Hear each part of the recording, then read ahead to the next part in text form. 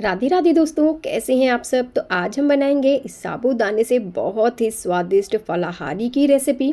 ये रेसिपी आप वैसे भी खा सकते हैं, यानी व्रत ना हो तभी भी आप इसे खा सकते हैं। तो मैंने यहाँ पर 1 कप साबूदाना ले लिया है। कटोरी से देखेंगे तो ये 1 कटोरी साबूदाना है।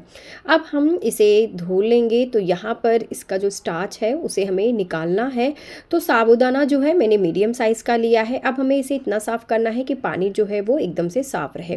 तो इसे मैंने 3 से 4 पानी में अच्छे से साफ़ कर लिया है। अब हम इसमें ऐड करेंगे 4 से 5 चम्मच पानी, और इसे डालने के बाद इसे एक बार हम अच्छे से इसे मिला लेंगे।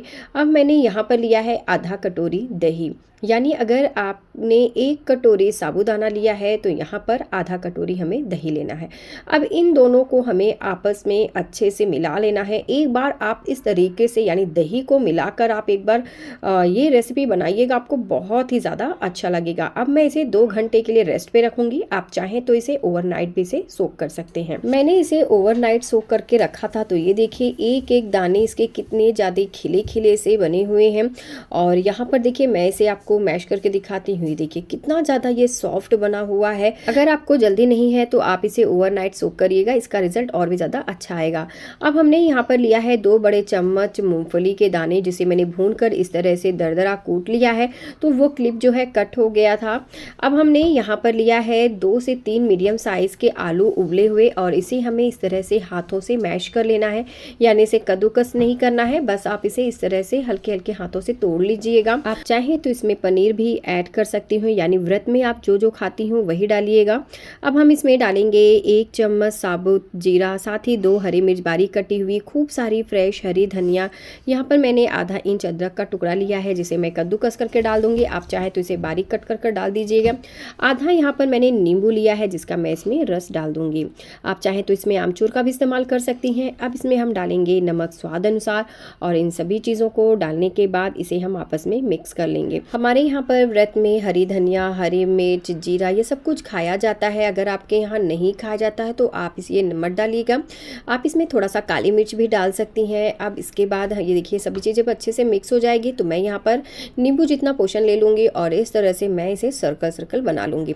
तो मैं इसे आज अप्पे पैन में बनाऊँगी, तो इसलिए मैंने सर्कल बनाया है। अगर आप इसे डीप फ्राई करना चाहती हैं तो इसमें थोड़ा सा आप समा के चावल का पाउडर बना लीजिएगा, इसे इसमें डाल दीजिएगा, और उसके बाद अगर आप इसे डीप फ्राई करेंगी तो ये बहुत ही अच्छे से फ्राई हो जाएगा, बिल्कुल बिखरेगा नहीं। अब हम यहाँ बनाएंगे चटनी। तो उसके लिए मैंने लिया है खूब सारी फ्रेश हरी धनिया, थोड़ा सा पुदीना, 2 हरी मिर्च, आधा आम लिया है यानी कच्ची कैरी, जिसे मैंने इस तरह से रफली चॉप कर डाल दिया है। साथ ही डालेंगे थोड़ा सा जीरा और सेंधा नमक। इन सभी चीज़ों को डालने के बाद हम इसका इस तरह से चटनी बना लेंगे। तो मैंने यहाँ पर देखिए इस तरह से बारीक चटनी नहीं बनाया है।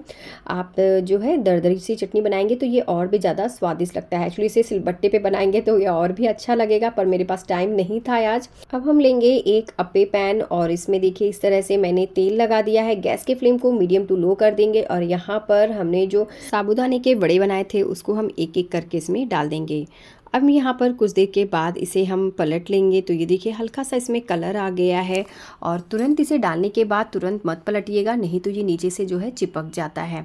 अब हम इसे उलटते पलटते हुए देखिए इस तरह से जब कलर आ जाएगा, और यानी अंदर से जब पक जाएगा ना, तो हम इसे निकाल लेंगे। बहुत ही कम तेल में ये बहुत ही स्वादिष्ट फलाहारी की रेसिपी बनकर तैयार हो जाती है।